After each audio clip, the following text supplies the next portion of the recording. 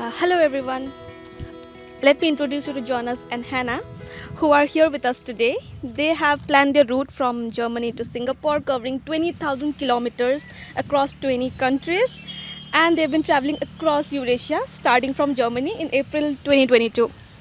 With the ecological background, they have started ahead with the motive to learn about conservation in different contexts from local communities and organizations and raise awareness amongst people and advocate for the people who take charge in their local communities for nature restoration and protection and make an impact towards the environment.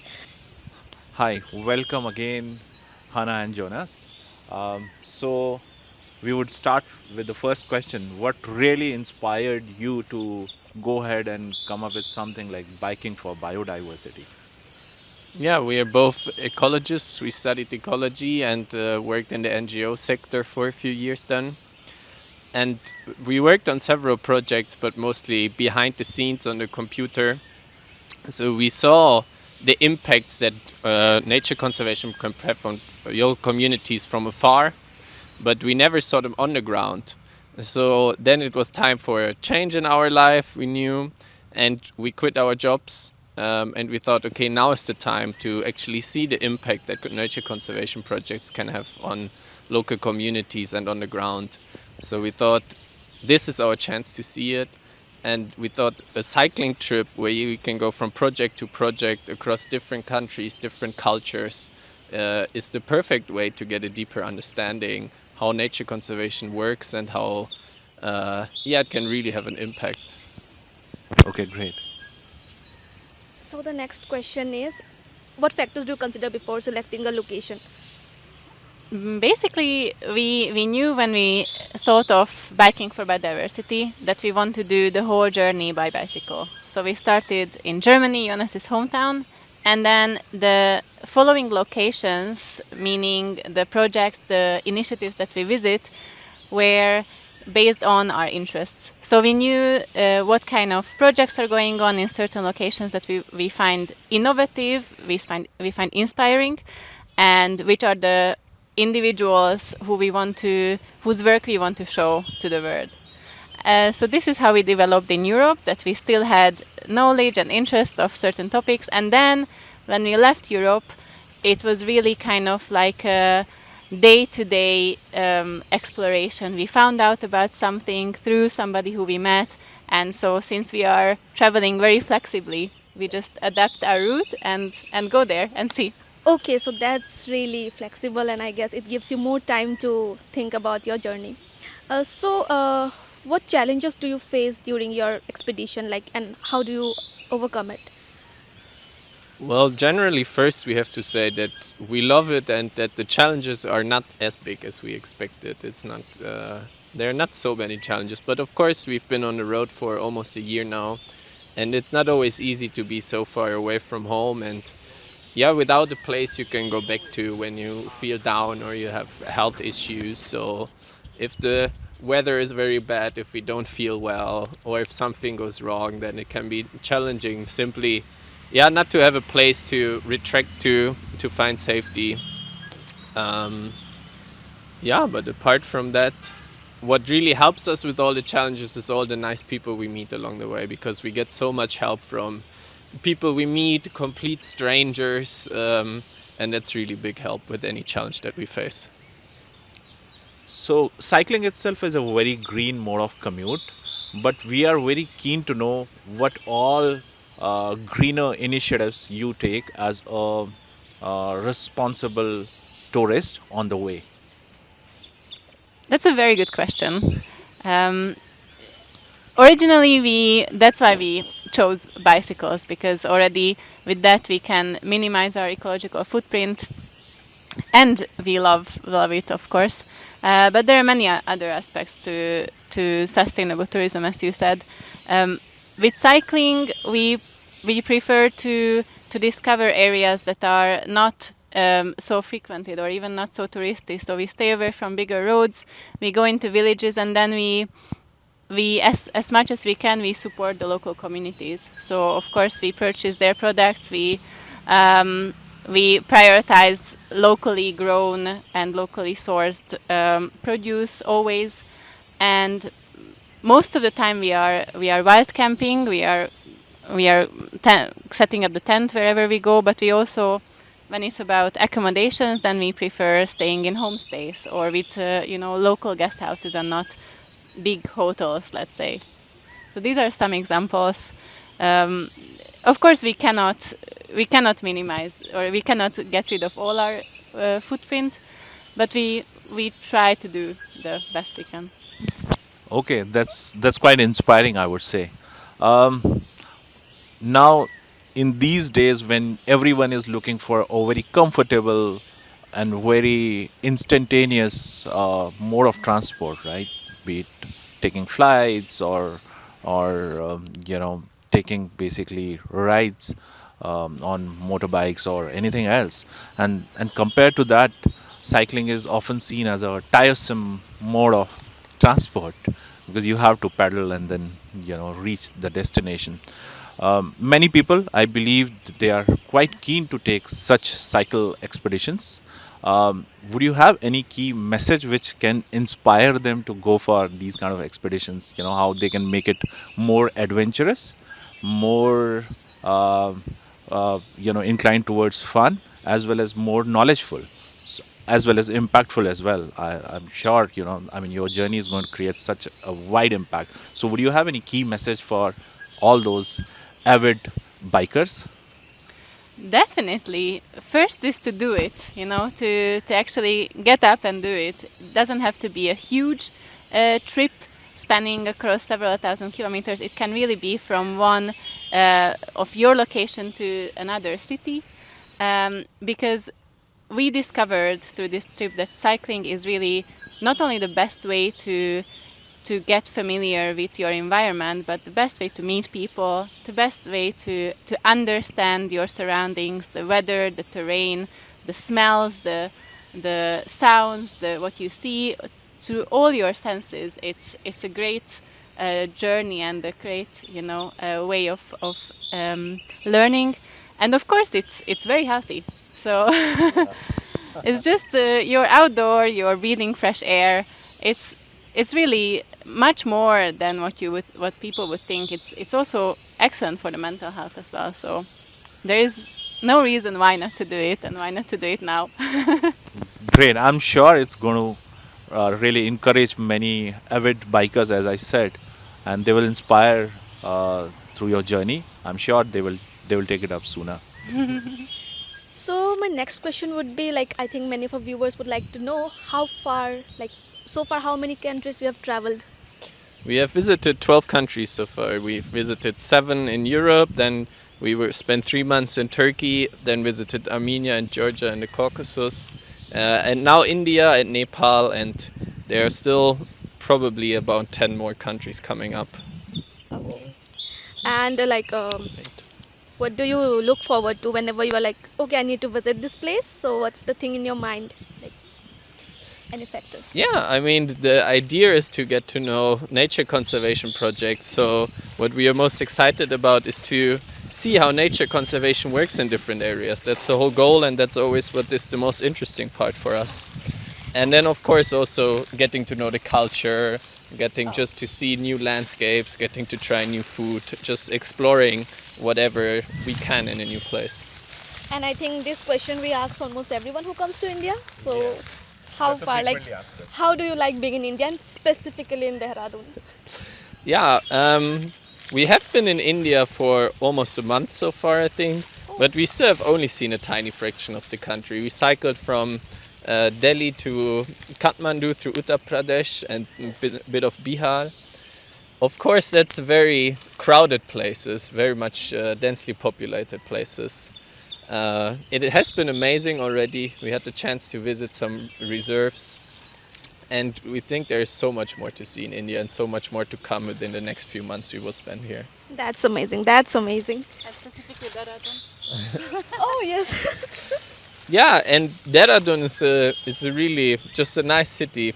Of course, there's the Forest Research Institute here and the Wildlife Institute, which is interesting for us, but it's also just a city with nice vibes, located on the foothill of the Himalayas, with nice climate and not as busy as other cities we've been to.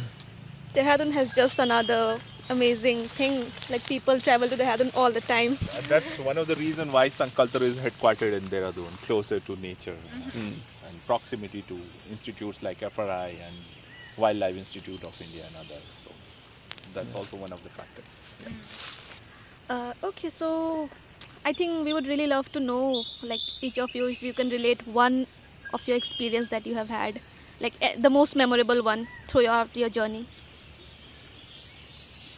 It's hard to pick one because there have been many for various reasons. For me, a recent memorable kind of experience is really just the first contact with the jungle. You know, like I come from a small country in Central Europe. Um, I've only read about the jungle when I was a child, the Jungle Book, and then later as I grew up, more documentaries, and then I was always fascinated with the wildlife of the jungle. And I only hope that once I will see it. And here, when we arrived to India, we could visit some wildlife sanctuaries and some reserves, and just the experience of being in a jungle was mind blowing to me. It's really as it was in the children's books, as it was in the documentaries, and and then we could see tigers, leopards, rhinos, elephants. So it was really already such a fascinating experience that for me it's memorable for a lifetime. It's over to you, Jonas. Yeah, one memory that stands out that happened within the first few days we were in India. So we had left Delhi only a few days ago, and it was evening. We were struggling to find a place to white camp. It was already getting dark. So at the temple, we just asked whether maybe we can sleep there or they know a place. And then there was this man called Betram, which didn't speak any English. But he, with the sign language, he made it clear that he is inviting us to his home to stay there for the night. So we followed him. He was still living a few kilometers away. So we followed him on his bike with our bicycles. He invited us into his home, gave us the best room in the house to sleep there, fed us, showed us around. Yeah, and the next morning, Bedram invited us to see his village. He showed us his farm, he showed us a local school. We visited several houses, and in pretty much every house, people invited us in. They gave us some tea or some sweets, and it was just an amazing display of hospitality that is an example for how amazing people treat us on our journey. So I think that's a great thing about Indian hospitality. We treat every guest with so much respect and kindness, and I think we have a saying "Atithi Devo Bhava," and it means like every guest is like a god to us. So if people wish to connect with Biking for Biodiversity, how should they go about it? Where should they connect with you? And then how could they be part of it? Yeah, we are active on social media, on Instagram and Facebook. People can find us on our website, bikingforbiodiversity.org. They can just check out the articles, see the places we've visited, what we've been writing about. And if they're in India or around in Southeast Asia, then and they have something they want to show us, then they can just contact us through any channel, because we're always looking for projects to visit, for people to visit that are active in nature conservation. And if they want to support our cause, because we are completely self-funded at the moment, we don't have any sponsors, they can donate on our website. There's a link. Yeah. Okay, great.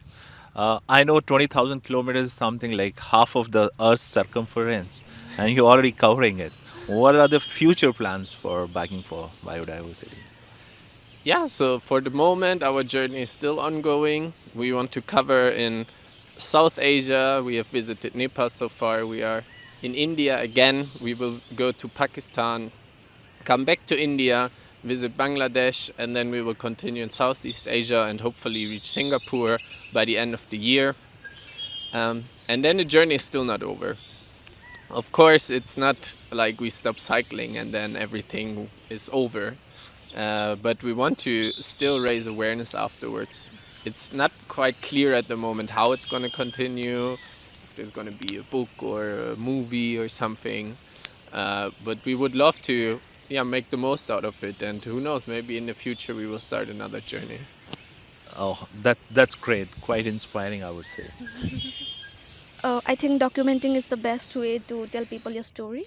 So, coming this far, I would ask what were your observations regarding the biodiversity and ecological aspects throughout your journey, and what, how do you think that planting trees, like since SankalpTaru is organizing with that, like planting trees is like a way to climate mitigation. Like, what are your views on it? How can it help? We are studied ecologists from Central Europe, so we were most familiar with the European situation of biodiversity and its conservation. What we found along our way is that many problems are the same all across the world, regardless of climatic or geographic conditions. So, like unsustainable resource extraction, deforestation, pollution, and then connected to that, the habitat loss, habitat fragmentation for species is concerning biodiversity all across. So the problems of climate change and the problems of biodiversity crisis are targeting us all, no matter where we are located. What we also learned, on the other hand, is that everywhere we go, there are people who are fighting for a good cause. And in our opinion, at least even if there is one person or one group of people who are doing something positive for the environment, we are hopeful for the future. Yes, and also like how planting trees it contributes towards climate mitigation. Yeah, I think the first step must always be to protect these forests that are already there. That must always be the priority, to protect old growth forests, because they are, hordes of biodiversity. But of course, many ecosystems have already been degraded. Many places have been deforested, and their reforestation is the most important step to recreating an ecosystem. In a very slow process, that's important to emphasize. Recreate the biodiversity that has been there before the ecosystem has been degraded. And for climate crisis and climate mitigation, trees are just the best way we have. It's the cheapest, the most effective way to store carbon in our natural environment. I think I can extract two words from it. First is protection, and then there is deforestation. So just like first protect, and then you start replanting. Okay, that's great. Exactly. So now related to this, if I ask you to, how could you raise environmental awareness in just 3 words, what would you choose? Like, I would ask the same question to Hannah too. Yeah. I think the first word is education. It's just people need to know what biodiversity is, and they need to know what they can do themselves. Then youth, what we have come across again and again is that it's most effective to tackle youth when you want to educate people, because they are the most easy to educate, they're the most open, and they also can carry it into their families and spread the awareness there. Can add more. Community, I would say. So nature is not separate from us. We were part of nature, and many local communities are still living in very close bonds with nature. And community in every part of the world plays an integral role in protecting nature. So without them, it would not be possible. I think that goes by the nature for the nature. Yes. Yes, exactly. So I think lastly, one message for our SankalpTaru family that you would give us, and to all the green warriors who are doing the jobs. Yeah, I think the message we have is that it can be frustrating sometimes to fight for the environment, because when we look at what's happening at the world stage, we often feel like there's no support, like nobody cares. But what we saw on this journey is that that's not true at all. That everywhere there are so many people that fight so tirelessly for the environment. And we have to keep that up. That's the only way. We have to raise awareness, inspire other people, So that slowly, that's also something we encountered again and again, that the youth is becoming more aware. So there is progress. We hope it will be fast enough, but we know it's going to get better, and it's important to keep fighting and just keep up the cause. That's amazing. That's amazing. So it's been so inspiring talking to you. Would you have any words of further inspiration for the entire SankalpTaru fraternity, which includes our teammates, volunteers, and large donor base and green warriors across the planet? Would you have any message for them? Just that it's worth to keep fighting, and that, yeah, we've seen so many impacts on our journey, so many great benefits that protecting local biodiversity and protecting the environment has on everybody, that it's always worth fighting for it and spending your money on it as well. Yes, so thank you so much, Jonas and Hannah, for giving your time to us. It was great talking to you, and we had such amazing experiences. We got to learn a lot from you. I would request all to follow them on their website. They have really interesting journey.